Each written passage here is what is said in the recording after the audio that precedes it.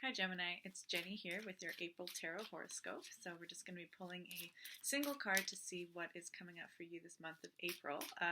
The first 2/3 of April is Aries season. On the March equinox, we started Aries season, which is the start of the energetic new year. So we're in a whole new cycle that closed off after Pisces season. So that's going to be the main energy for April. And then towards the end of the month, we're going to be starting Taurus season. So that's an earth sign. And that's what we'll be dealing with at the end of the month. So we're just going to keep shuffling and see what comes up for you for April. I'm going to be patient here and try not to throw my cards all over the floor. All right, how about that one? Let's go here. Okay, so here we have for you, we have the Hanged Man in reverse. So this is the way he looks the right way up. So we have this man here, and he's kind of tied by his ankle to this tree. Got all these trees around here. It's a very kind of bluey background. He's hanging upside down. He's just chilling.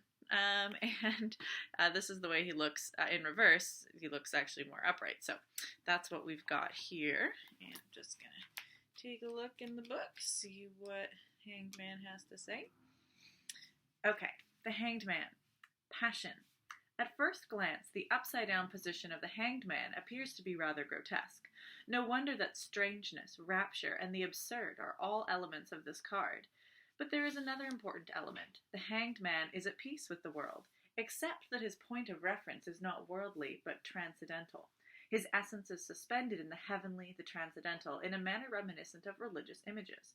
At the same time, the picture could be interpreted as an underwater world, a land of dreams, or an underworld in which the Hanged Man is immersed. St. Francis' motto was metanoite, which can be translated as turn around and change. His symbol is St. Anthony's cross. Saul turned into Paul. Stories about shamans, sorcerers like Merlin, or gods like Odin abound, who all had to undergo severe trials during which each experienced a transformation. On the other hand, the picture hints at inappropriate passivity and at a person who simply hangs on. The Hanged Man believes in the thing to which he is attached, and he is attached to what he believes. How tragic it would be if the belief turned out to be superstition. So it is important to evaluate your own belief system, which may often involve turning everything upside down and completely changing your point of view. Practical advice.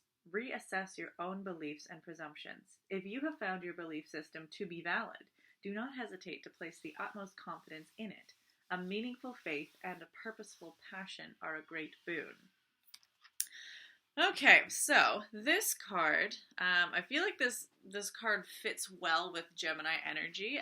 The planetary symbol on the Hanged Man is Uranus, which is the ruling planet of Aquarius. But as Gemini is also an air sign, and Gemini is a very, very mutable sign. There's one of the hallmarks of Uranus and Aquarian energy is like sudden change, sudden, unexpected, out of the blue occurrences, kind of everything being turned topsy-turvy on its head, which is the kind of feeling of this card in some ways, which is things are topsy-turvy. And a transformation often starts with like a very unexpected thing, whether the transformation is out of the blue or a crisis happens out of the blue, which then demands some sort of change, and that change is the transformation that happens. So even though that's more Aquarian energy, Gemini, with like being such a light kind of mutable energy, kind of feels like it will fit in and play pretty well with that. And in fact, there's this, I'm kind of jumping around here, the part in the card that's talking about where you're hanging on to, like being attached to what you believe in, where on the one hand, if what you believe in is solid and you know it's very concurrent with your values, then it's great to be attached to it. Having a foundation is really important, and especially as a really mutable air element, Gemini, having a firm foundation is probably something that's really helpful, and maybe not something that's like your strongest suit. But then also being that kind of changeable that you are, it kind of helps avoid the potential problem of this card, which is being like hanging on too hard, like just being fixed to an idea and not really wanting to change it, and just being like, well, this is what I've always believed, or this has worked for me in the past, or oh, I've put so much into it already. These ropes, I'm really quite tight tied to this idea. And it would just be easier if I just stayed with this idea, even if it's no longer really holding water. It's just a lot of effort to move. So there can be a very fixed attitude towards identifying with ideas and value systems that I think you're maybe going to be able to avoid that, like, major pitfall of getting too attached to it, just because you tend to not be too attached to too many things. At least, as a stereotypical Gemini energy, it's very easy to kind of move around it and have kind of light holds on things instead of strong grips. So, but it's also is really good to have at least a foundation, even if you change your foundation regularly. It's like, like if you stand on firm ground, then you can do all kinds of things on the firm ground. You can build on it, like you can walk really comfortably on it. It's solid. It doesn't mean you have to stay on the same ground. Like this, just because this rock is solid, you can go and find other solid foundations to walk on. So you're not fixed to one particular belief, but it's like still having a foundation is like the difference between then going on like soft sand or some like really shaky foundation where even when you're on it, it's really hard to work with, kind of really dodgy, don't feel really secure with it. So being on a firm foundation doesn't mean you're trapped there, because you can always change what your foundation is. You can change your belief systems, but when you change it, it's to go from a solid foundation to another solid foundation. So knowing that your ground is solid, knowing that your beliefs are firm and attached to your values does require this kind of rigorous process of assessment. And if you need to transform your values into something that's more suitable for you, that is a process that is really, really important, so that you can, wherever you are, you have a firm footing. Wherever you're hanging on to, whatever tree you're hanging on to is solid. It's not about to break, but you can still up and move to a different one if you need to. So this particular time right now in the beginning of April is Aries season, and Aries is this very individualizing energy. So at the end of this past year, we were in Pisces energy, which was like all about being part of the collective, boundaries between us and the other kind of dissolving. And so it's just sort of this feeling of this oneness.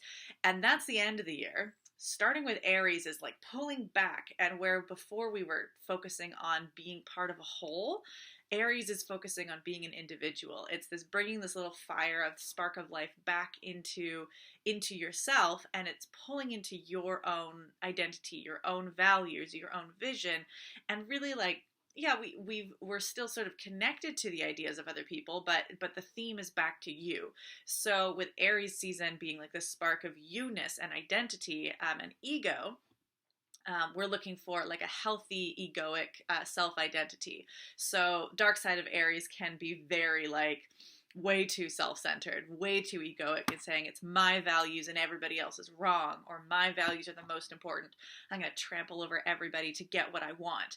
That's like dark side of too aggressive Aries. But you can also have like not enough Aries energy, where you just don't have a sense of self at all. You kind of subvert yourself, or just sort of do whatever anybody else wants. And if people ask you what you want or what you believe in, you're like, I don't really know. Like this having a lack of self is not enough Aries energy. So we don't want either of those extremes. They've kind of got each their own problem.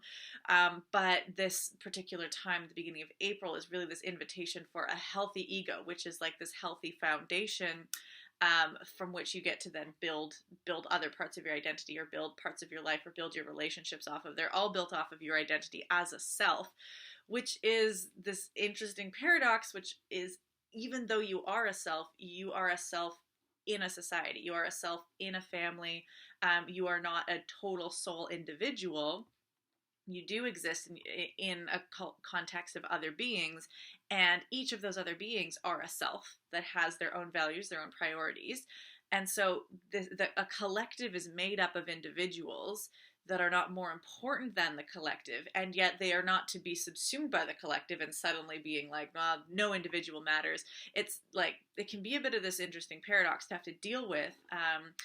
And I think that in the world today, specifically with the context of COVID and all kinds of things, like there's been a lot of interesting having to rectify with what seems like it's these opposites of Do I do what I want? Do I focus on my individual needs, or do I focus on what other people need?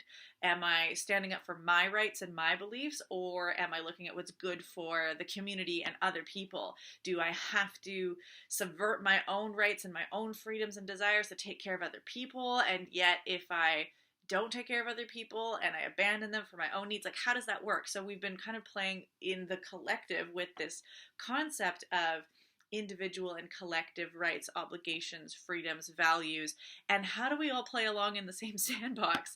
Because we affect each other. The collective affects us, and we affect the collective. So we've been playing with that collective energy in Pisces. Now we're bringing into this individual energy in Aries, and so the invitation is really for you to get clear on your values and your beliefs. Over the last year, things have probably changed. You probably are not the same as you were last Aries season. Your beliefs may have changed, or at least your experiences may have changed. You might be in a very different context. And so you may find that certain values or beliefs that you held when you were in previous contexts really worked for you. And now that things are different, you might be like, does a transformation need to happen? Do I need to reassess my beliefs and see if I need to make a change? Or do I need to just reassess my values and then be even more solid on them because you've checked in with them, instead of just like, well, hoping they're still good for you, like fingers crossed.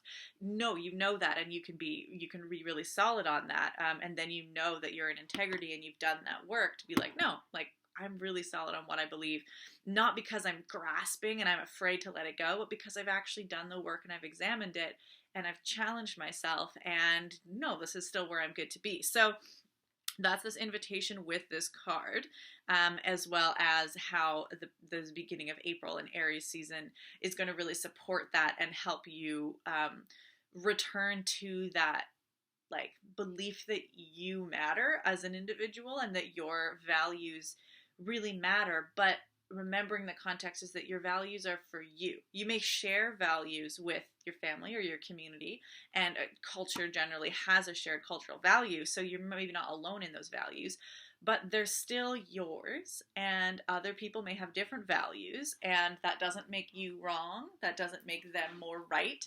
It's understanding that it's your foundation, and with the concept of Aries as being a bit more clear on individual boundaries, that I am me, you are you. Then if you can kind of like keep the fact that your values are for you, and it's not right to just go and throw them on other people. You can certainly invite conversation, or have you tried my values? Have, like, let's examine things. And that's going to be part of you assessing your own beliefs and values, is looking at other people's. Oh, why do you do things the way you do? Oh, interesting. I never thought about that. Or I see that that's important for you, but that's not really reflective of my own needs or my own experiences. So I've kind of got my own value system.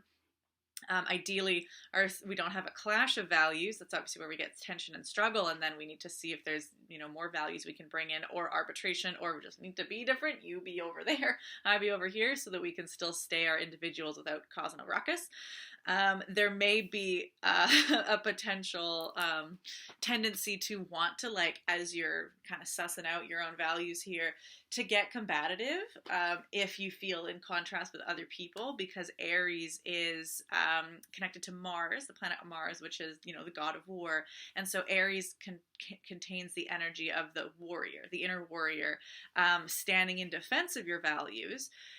But sometimes you can start a battle that isn't necessary. Like, it just seeing other people have different values is not a threat to you. Somebody believing something different than you is not them attacking you. Likewise, you holding a different belief is not innately threatening somebody else. Obviously, if the values themselves contain some dodgy or aggressive or provocative sort of concepts, then maybe there is a different sort of safety at odds there. But just the fact that somebody is different than you and you are different from somebody else is no reason to fight, no reason to get angry. But that might be kind of bubbling close to the surface, because this Aries energy is like, yeah, I'm ready to, like, stand firm for myself. So just be aware of that. Use it wisely, and not just too impulsively. but it's still always good to have, your inner warrior, because what's the point of having your values if you just let them get bowled over by somebody else, if there is somebody who is coming aggressively. So the Aries energy can be a great defender, rather than an aggressor. So you know your values and then you stand firm on them, and if somebody transgresses them, in your space in a way that you have a right to defend, that's when the Aries energy can be like, no, I've got the warrior here and I'm going to stand in defense of my values that I am solid on because I've done this assessment. So that's the Aries component. The energy of Taurus towards the end of the month is going to bring a little bit more groundedness to this whole kind of energy, and very like practical, starting to make tangible, like steps. So if your values have to do with, like a goal that you have, or you in some way want to, excuse me, you want to somehow like bring something into fruition. Taurus is all about seed planting and starting to do the work, do the diligent kind of work. So depending on what it is that your values are kind of calling you to do in this new energetic year, the end of the month is going to be like, okay, we've done the assessment, we've kind of worked on this already, and whether this Taurus season is going to bring in the start of the transformational aspect of your values, if you've been changing your value system, that this might be okay, like really putting in the diligent work to turn yourself into who it is you want to be, that contains these values, whether that's just practical life changes, health habits, work ethic, just different sort of things like that. Or this may be, you might not be changing your values and transforming them as such, but you might be implementing them in a different way. So that's going to be Taurus energy, is going to be more productive, not immediately like reaping the benefits. It's in the Northern Hemisphere, at least, it's the beginning of spring. It's seed planting and tending to the fresh buds. Harvest is still months away. So this is still the beginning stages of working, not the I need immediate gratification and seeing the fruits of my labor quite yet. So patience involved in Taurus energy. It's just the start.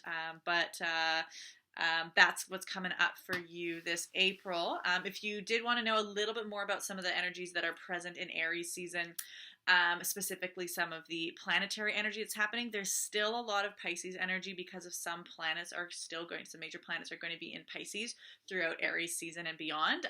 So if you are curious to know how that's going to affect, especially in this energy between the individual and the collective and that kind of tension back and forth, I would highly recommend you check out my Aries season forecast workshop. It's a pay what you can workshop. It's hosted on my YouTube channel, which you're already on if you are watching this video. So go take a look with that. Again, pay what you can. So it's super accessible, and that's going to give you a lot more in-depth information on like the planetary aspects that are going to give you the context for which this particular card is going to play out. So check that out and have a really good April. Take care, Gemini.